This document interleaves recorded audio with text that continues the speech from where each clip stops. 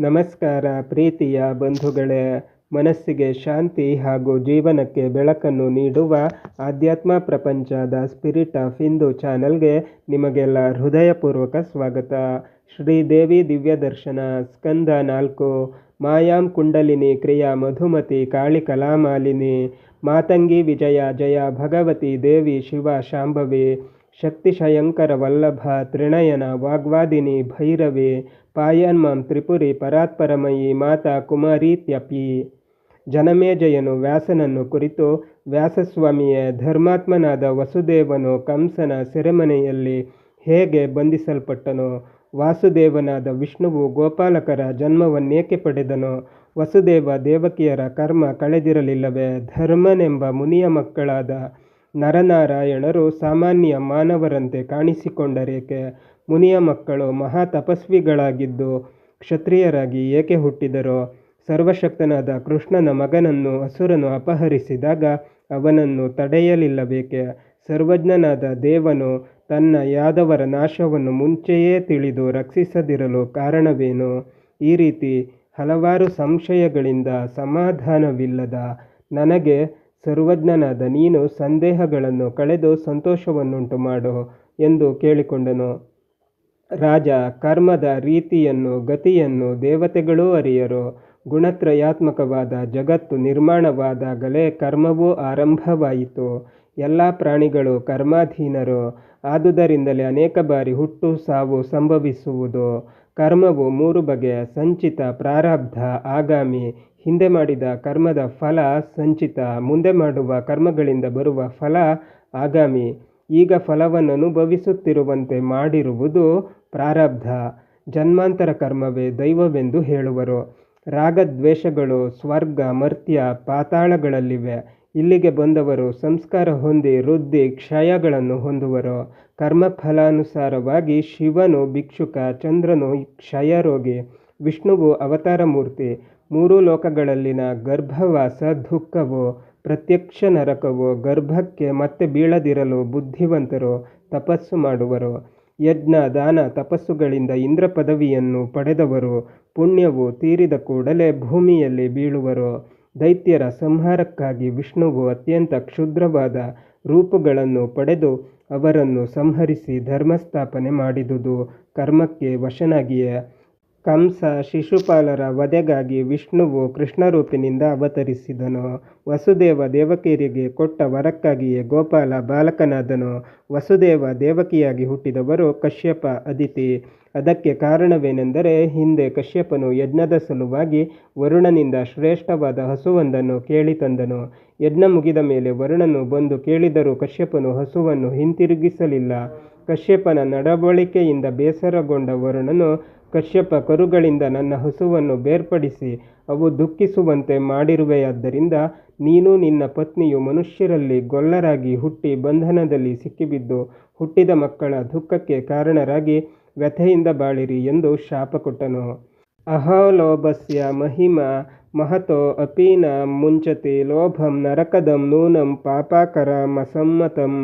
ದುರಾಶೆಯ ಮಹಿಮೆ ಅದ್ಭುತವು. ತಿಳುವಳಿಕೆಯುಳ್ಳವರನ್ನು ಮರುಳು ಮಾಡುವುದು. ಅದು ಪಾಪಗಳ ನಿಧಿಯು, ನರಕವನ್ನುಂಟು ಮಾಡುವುದು. ಆದುದರಿಂದ ಸತ್ಪುರುಷರು ಲೋಭವನ್ನು ನಿಂದಿಸುವರು. ಆದರೇನು, ಲೋಭವು ಪ್ರಬಲವಾದುದು. ಲೋಭವನ್ನು ಜಯಿಸಿದವರೇ ಮುನಿಗಳು. ಮುನಿಗಳಿಗೆ ಶಾಂತಿಯು ಭೂಷಣವು. ದಿತಿಯು ಮನುಷ್ಯ ಸ್ತ್ರೀಯಾಗಿ ಹುಟ್ಟಲು ಮಾಡಿದ ಅಪರಾಧವೇನು ಎಂದು ಜನಮೇಜಯನು ಪ್ರಶ್ನಿಸಲು ವ್ಯಾಸರು, ಅದಿತಿ, ದಿತಿ ದಕ್ಷ ಬ್ರಹ್ಮನ ಪುತ್ರಿಯರು, ಕಶ್ಯಪನ ಮಡದಿಯಾದರು. ಅದಿತಿಯ ಮಗ ಇಂದ್ರನು ಪ್ರಬಲನೂ ಪ್ರಸಿದ್ಧನೂ ಆದಂತೆ ನನಗೂ ಬಲಶಾಲಿಯಾದ ಮಗನನ್ನು ಕರುಣಿಸೆಂದು ಕಶ್ಯಪನನ್ನು ದಿತಿಯು ಪ್ರಾರ್ಥಿಸಿದಳು. ದಿತಿಯು ಗರ್ಭಿಣಿಯಾದ ಮೇಲೆ ಮಹಾವರ್ಚಸ್ವಿಯಾಗಿ ಕಂಗೊಳಿಸಿದಳು. ಅದಿತಿಗೆ ಅಸೂಯೆಯುಂಟಾಯಿತು. ಇಂದ್ರನನ್ನು ಕರೆದು, ಶತ್ರುವು ಬೆಳೆಯುವುದರೊಳಗೆ ಮೊಳಕೆಯಲ್ಲೇ ಚಿವುಟಿ ಹಾಕು, ನನಗಂತೂ ಹೃದಯದಲ್ಲಿ ಮೊಳೆ ನಾಟಿದಂತಾಗಿದೆ ಎಂದಳು. ಚತುರನಾದ ಇಂದ್ರನು ದಿತಿಯನ್ನು ಒಲಿಸಿ ಒಡಂಬಡಿಸಿ ಸೇವೆ ಮಾಡುವ ನೆಪದಲ್ಲಿ ಸಮಯ ಕಾಯುತ್ತಿದ್ದನು. ಒಂದು ದಿನ ಚಿಕ್ಕಮ್ಮನ ಪಾದ ಒತ್ತುತ್ತಿರಲು ಆಕೆಗೆ ನಿದ್ದೆ ಹತ್ತಲು ಇಂದ್ರನು ಸೂಕ್ಷ್ಮ ರೂಪದಿಂದ ಗರ್ಭವನ್ನು ಪ್ರವೇಶಿಸಿ ವಜ್ರಾಯುಧದಿಂದ ಗರ್ಭವನ್ನು ತುಂಡು ತುಂಡಾಗಿ ಕತ್ತರಿಸಿದನು. ಗರ್ಭವು 7 ಚೂರಾಗಿ ಅಳಲು ತೊಡಗಿದವು. ದಿತಿಯು ಎಚ್ಚರಗೊಂಡು ಚಿಂತಾಕ್ರಾಂತಳಾದಳು. ಗರ್ಭನಾಶಕ್ಕೆ ಕಾರಣಳಾದ ಅದಿತಿಯನ್ನು ಕುರಿತು, ನನ್ನ ಮಕ್ಕಳು ನಾಶವಾದಂತೆ ನಿನಗೂ 7 ಮಕ್ಕಳು ಹುಟ್ಟಿ ಸತ್ತು ನಿನಗೆ ಪುತ್ರಶೋಕವುಂಟಾಗಲಿ ಎಂದು ಶಪಿಸಿದಳು.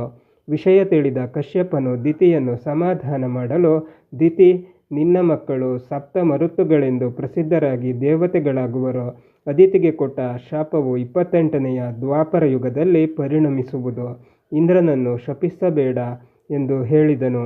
ಅದಿತಿಯು ಆ ಕಾರಣದಿಂದ ದೇವಕಿಯಾಗಿ 7 ಮಕ್ಕಳನ್ನು ಹಡೆಯಲು ಕಂಸನು ಅವುಗಳನ್ನು ಕೊಂದನು. ವ್ಯಾಸರ ವಿವರಣೆಯು ರಾಜನಿಗೆ ಸಮಾಧಾನವಾಗಲಿಲ್ಲ. ಪುಣ್ಯವಂತನಾದ ವ್ಯಾಸಮುನಿ ಧರ್ಮವನ್ನು ರಕ್ಷಿಸಬೇಕಾದ ದೇವರಾಜನು ಗರ್ಭವನ್ನು ನಾಶ ಮಾಡಬಹುದೇ? ವಿಷ್ಣುವು ಬಲಿಯನ್ನು ಮೋಸಗೊಳಿಸಿದನಲ್ಲವೇ? ಅದಿತಿಯೂ ಅಸೂಯೆ ಪಡಬಹುದೇ? ಧರ್ಮದ 4 ಪಾದಗಳಾದ ಸತ್ಯ, ಸದಾಚಾರ, ಕರುಣೆ, ದಾನವನ್ನು ಪಾಲಿಸಬೇಕಾದರೆ ಸ್ವಾರ್ಥದಿಂದ ಅಧರ್ಮವನ್ನಾಚರಿಸಿದರೆ ಯಾರನ್ನು ನಂಬಬಹುದು?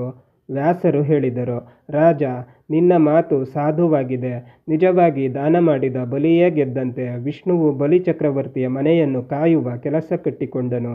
ಗುಣದೋಷಗಳಿಗೆ ಒಳಗಾದವರು ಶಾಪಗ್ರಸ್ತರಾಗಿ ದುಃಖಿಸುವರು. ದೇವರೂ ಸಹ ಅವತರಿಸಿದಾಗ ಸಾಮಾನ್ಯ ಮನುಷ್ಯನಂತೆ ರಾಗದ್ವೇಷಗಳಿಗೆ ಒಳಗಾಗಿ ಧರ್ಮವನ್ನಾಚರಿಸುವಾಗಲೂ ದ್ವೇಷಕ್ಕೆ ಒಳಗಾಗುವನು. ರಾಜಸೂಯ ಯಾಗದಲ್ಲಿ ಅಗ್ರಪೂಜೆಗೆ ಆಯ್ಕೆಯಾದ ಶ್ರೀಕೃಷ್ಣನು ಶಿಶುಪಾಲನನ್ನು ಸಂಹರಿಸಿದನಲ್ಲವೇ? ಆತುರದಲ್ಲಿ ಮಾತುಕೊಟ್ಟವರು, ಆಶೆಗೆ ಒಳಗಾದವರು ಅವತಾರ ಮೂರ್ತಿಗಳಾದರೂ ಅರಿಷಡ್ವರ್ಗಗಳಿಗೆ ಗುರಿಯಾಗಿ ಅಪಹಾಸ್ಯಕ್ಕೆ ಈಡಾಗುವರು. ಅಹಂಕಾರಿ ಮನುಷ್ಯನಂತೂ ದುರಾಶೆ, ದೀನತೆ, ದುಷ್ಟಚಿಂತನೆಯಿಂದ ಯಜ್ಞ, ದಾನ, ತಪಸ್ಸನ್ನು ಮಾಡುವನು. ಆದರೆ ಆ ಕರ್ಮಗಳು ಪರಿಶುದ್ಧವಾಗಿರುವುದಿಲ್ಲ. ಧರ್ಮವಾದ ಕೆಲಸಗಳನ್ನು ಮಾಡಲು ನ್ಯಾಯವಾದ ಹಣವಷ್ಟನ್ನೇ ಬಳಸಬೇಕು. ಮನಸ್ಸು ನಿರ್ಮಲವಾಗಿರಬೇಕು. ಸದಾ ಪುಣ್ಯ ಕೆಲಸಗಳನ್ನೇ ಮಾಡುತ್ತಿರಬೇಕು. ಗುರು ಹಿರಿಯರನ್ನು ಗೌರವಿಸಬೇಕು. ಪರಿಶುದ್ಧ ಭಾವದಿಂದ ಪರಾಶಕ್ತಿಯನ್ನು ಆರಾಧಿಸಬೇಕು. ಪರಬ್ರಹ್ಮ ಸ್ವರೂಪಿಣಿಯನ್ನು ಧ್ಯಾನಿಸಬೇಕು. ಎಲ್ಲರೂ ಸತ್ಯಧರ್ಮ ಪರಾಯಣರಾಗಿರುವುದಿಲ್ಲ. ಏಕೆಂದರೆ ಸದ್ಗುಣಗಳು ವೃದ್ಧಿಯಾಗಬೇಕಾದರೆ ಪೂರ್ವಜನ್ಮ ವಾಸನೆಯೇ ಕಾರಣ. ಪೂರ್ವ ಸಂಸ್ಕಾರವು ಮಲಿನವಾಗಿದ್ದರೆ ಸತ್ಯಧರ್ಮದಲ್ಲಿ ಮನಸ್ಸು ತೊಡಗುವುದಿಲ್ಲ. ಅಹಂಕಾರ, ರಾಗ, ದ್ವೇಷಗಳಿಗೆ ಅವಕಾಶ ಕೊಡಬಾರದು. ನರನಾರಾಯಣರೆಂಬ ಸತ್ಪುರುಷರು ನಿಷ್ಕಾಮರಾಗಿ ತಪಸ್ಸು ಮಾಡುತ್ತಿದ್ದರೂ ಸನ್ನಿವೇಶದ ಒತ್ತಡದಿಂದ ಅಹಂಕಾರಕ್ಕೆ ವಶರಾಗಿ ಮನುಷ್ಯರಾಗಿ ಹುಟ್ಟಬೇಕಾಯಿತು. ನರನಾರಾಯಣ ಬ್ರಹ್ಮನ ಹೃದಯದಿಂದ ಬಂದವನು ಧರ್ಮದೇವ. ಲೋಕದಲ್ಲಿ ಧರ್ಮವೆಂದೇ ಪ್ರಸಿದ್ಧಿಯನ್ನು ಪಡೆದಿರುವನು. ಈತನು ಸತ್ಯಸಂಧನು, ವೇದಜ್ಞನು, ವೈದಿಕಾಚರಣೆಯಲ್ಲಿ ಆಸಕ್ತಿಯುಳ್ಳವನು. ದಕ್ಷನು ತನ್ನ 10 ಹೆಣ್ಣು ಮಕ್ಕಳನ್ನು ಧರ್ಮದೇವನಿಗೆ ವಿವಾಹ ಮಾಡಿಕೊಟ್ಟನು. ನೂತನ ದಂಪತಿಗಳಿಗೆ ಹರಿ, ಕೃಷ್ಣ, ನರನಾರಾಯಣ ಎಂಬ ಮಕ್ಕಳಾದರು. ಹರಿಕೃಷ್ಣರು ಮಹಾಯೋಗಿಗಳಾದರು. ನರನಾರಾಯಣರು ಹಿಮವತ್ ಪರ್ವತದಲ್ಲಿ ಬದರಿಕಾಶ್ರಮದ ಗಂಗಾ ತೀರದಲ್ಲಿ ತಪಸ್ಸಿಗೆ ತೊಡಗಿದರು. ಸಕಾಲದಲ್ಲಿ ಸ್ನಾನ, ಸಂಧ್ಯಾ, ಗಾಯತ್ರಿ ಮಹಾಮಂತ್ರ ಜಪ ಪರಾಯಣರಾದರು. ಪರಬ್ರಹ್ಮ ತತ್ವವನ್ನು ತಿಳಿಯುವುದರಲ್ಲಿ ತದೇಕಚಿತ್ತರಾದರು. ನರನಾರಾಯಣ ಮುನಿಗಳ ತಪಸ್ಸಿನ ತಾಪದಿಂದ ದೇವತೆಗಳು ತಳಮಳಗೊಂಡರು. ಇಂದ್ರನು ಅವರ ತಪಸ್ಸಿನ ಉದ್ದೇಶವನ್ನು ತಿಳಿಯಲಾರದವನಾಗಿ ತಪ್ಪು ಭಾವನೆಯಿಂದ ತನ್ನ ಪದವಿಯನ್ನು ಉಳಿಸಿಕೊಳ್ಳಬೇಕೆಂದು ಮಹಾಮುನಿಗಳ ತಪಸ್ಸಿಗೆ ಭಂಗವನ್ನುಂಟು ಮಾಡಲು ದುರಾಲೋಚನೆ ಮಾಡಿದನು. ಇಂದ್ರನು ಐರಾವತವನ್ನೇರಿ ಬದರಿಕಾಶ್ರಮಕ್ಕೆ ಬಂದು ಉದಯಿಸುತ್ತಿರುವ ಭಾಸ್ಕರನು, ಪ್ರಜ್ವಲಿಸುತ್ತಿರುವ ಯಜ್ಞೇಶ್ವರನು ಎಂಬಂತೆ ಮಹಾ ತೇಜಸ್ವಿಗಳಾಗಿರುವ ಮುನಿಗಳನ್ನು ಕಂಡು ವರವನ್ನು ಕೊಡುವೆನೆಂದು ನುಡಿದನು. ನರನಾರಾಯಣರು ನಿಷ್ಕಾಮ ದೃಷ್ಟಿಯಿಂದ ಧ್ಯಾನಪರರಾಗಿ ನಿಶ್ಚಲರಾಗಿದ್ದುದರಿಂದ ಮೌನವಾಗಿದ್ದರು. ಮದಾಂಧನಾದ ದೇವೇಂದ್ರನು ಮಾಯೆಯಿಂದ ದುಷ್ಟ ಮೃಗಗಳನ್ನು ಸೃಷ್ಟಿಸಿ ಅವರ ಕಡೆ ಅಟ್ಟಿದನು. ಮಾಯಾಶಕ್ತಿಯು ಮುನಿಗಳಿಗೆ ಭಯಭ್ರಾಂತಿಯನ್ನುಂಟು ಮಾಡಲಾಗಲಿಲ್ಲ. ಪ್ರಕೃತಿಯ ಪ್ರಕೋಪಗಳಾದ ಬಿಸಿಲು, ಗಾಳಿ, ಮಳೆ ಹೊಡೆತಕ್ಕೂ ಅವರ ಮನಸ್ಸು ಕದಲಲಿಲ್ಲ. ಭವತಾರಿಣಿಯಾದ ಭಗವತಿ ಭುವನೇಶ್ವರಿ ದೇವಿಯನ್ನು ಧ್ಯಾನಿಸುತ್ತಾ ಭಾವಸಮಾಧಿಸ್ಥರಾಗಿದ್ದರು. ಅವರಿಗೆ ಆಶೆ ಆಕಾಂಕ್ಷೆಗಳಿಲ್ಲದಿದ್ದರಿಂದ ಆನಂದಪೂರ್ಣರಾಗಿ ಪ್ರಕಾಶಿಸುತ್ತಿದ್ದರು. ವಾಗ್ಬೀಜಂ ಕಾಮಬೀಜಂ ಚ ಮಾಯಾಬೀಜಂ ತಥೈವ ಚ ಮಹಾಮಂತ್ರಗಳ ಜಪದಿಂದ ಮನನಶೀಲರಾದ ಮುನಿಗಳನ್ನು ಇಂದ್ರನ ಮಾಯೆಯು ಬಾಧಿಸಲಾಗಲಿಲ್ಲ. ಸೋತ ಇಂದ್ರನಲ್ಲಿ ಅಸೂಯೆ ಬೆಳೆಯಿತು. ಸೇಡು ತಲೆದೋರಿತು. ಮನ್ಮಥನನ್ನು ಪ್ರಚೋದಿಸಿದನು. ಅಪ್ಸರ ಸ್ತ್ರೀ ಸಮೇತನಾಗಿ ಹೋಗಿ ಆ ಋಷಿಗಳ ಹೃದಯವನ್ನು ಕಲಕೆಂದನು. ಮನ್ಮಥನು ತನ್ನ ಪರಿವಾರದೊಡನೆ ಹೊರಡಲು ಇಂದ್ರನು ರೆಂಬೆ ತಿಲೋತ್ತಮೆಯರನ್ನು ಕಳುಹಿಸಿದನು. ಮನ್ಮಥನು ಬಾಣವನ್ನು ಬಿಡುವ ಮುನ್ನ ಇಂದ್ರನೇ ಈ ಮುನಿಗಳು ಬ್ರಹ್ಮ ವಿಷ್ಣು ಮಹೇಶ್ವರ ಸೂರ್ಯರ ಪೈಕಿ ಯಾರನ್ನು ಧ್ಯಾನಿಸುತ್ತಿದ್ದರೂ ನನ್ನ ವಶ ಮಾಡಿಕೊಳ್ಳುವೆನು. ಆದರೆ ಭುವನೇಶ್ವರಿ ಭಕ್ತನಾದವನು ಕಾಮಬೀಜ ಮಂತ್ರವನ್ನು ಜಪಿಸುವ ಧ್ಯಾನಮಗ್ನನನ್ನು ವಶ ಮಾಡಿಕೊಳ್ಳಲಾರೆ. ಆದರೂ ಪ್ರಯತ್ನಿಸಬೇಕಾದುದು ನನ್ನ ಧರ್ಮ ಎಂದನು.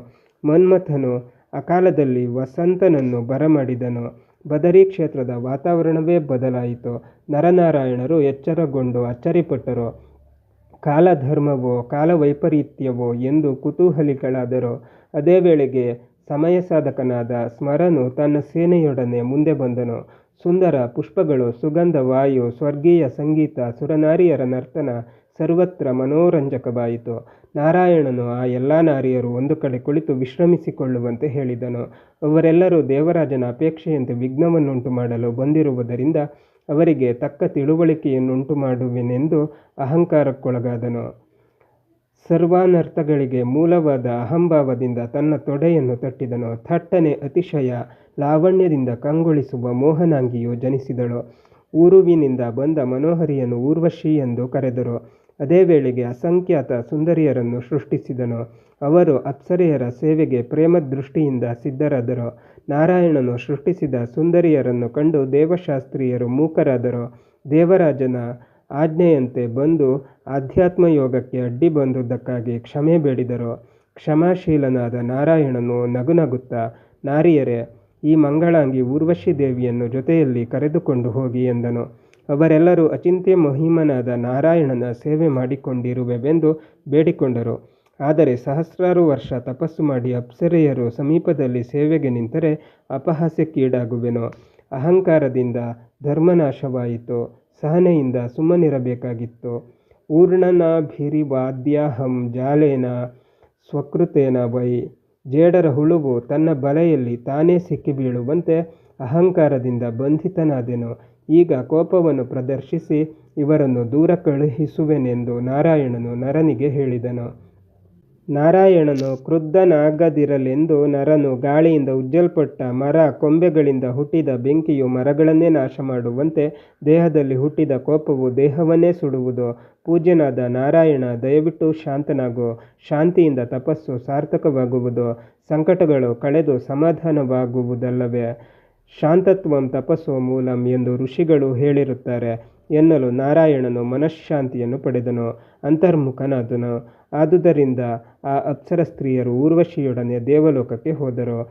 ಆ ಅಪ್ಸರ ಸ್ತ್ರೀಯರೇ ಮುಂದೆ ದ್ವಾಪರ ಯುಗದಲ್ಲಿ ಶ್ರೀಕೃಷ್ಣನ 16,050 ಮಂದಿ ಮಡದಿಯರಾದರು. ಬಂಧುಗಳೇ, ಶ್ರೀದೇವಿ ದಿವ್ಯ ದರ್ಶನ ಮುಂದುವರಿಯುತ್ತದೆ. ಅಲ್ಲಿಯ ತನಕ ನಮ್ಮ ಚಾನಲನ್ನು ನೋಡ್ತಾ ಇರಿ. ಎಲ್ಲ ವಿಡಿಯೋಗಳನ್ನು ನೋಡಿ, ಶೇರ್ ಮಾಡಿ, ಲೈಕ್ ಮಾಡಿ, ಕಮೆಂಟ್ ಮಾಡಿ, ಹಾಗೆ ನಮ್ಮ ಚಾನಲನ್ನು ಸಬ್ಸ್ಕ್ರೈಬ್ ಮಾಡಿ. ನಮ್ಮ ವಿಡಿಯೋ ಚೆನ್ನಾಗಿ ಬರ್ತಾ ಇದ್ದರೆ ಹೈಪ್ ಪಾಯಿಂಟ್ ಕೊಡಿ. ಅದರಿಂದ ನಮ್ಮ ಚಾನಲ್ಗೆ ಹೆಚ್ಚಿನ ವ್ಯೂಸ್ ಬರುತ್ತೆ. ಅದರಿಂದ ನಿಮ್ಮಿಂದ ನಮಗೆ ಸಪೋರ್ಟ್ ಸಿಕ್ಕಂಗೆ ಆಗುತ್ತೆ.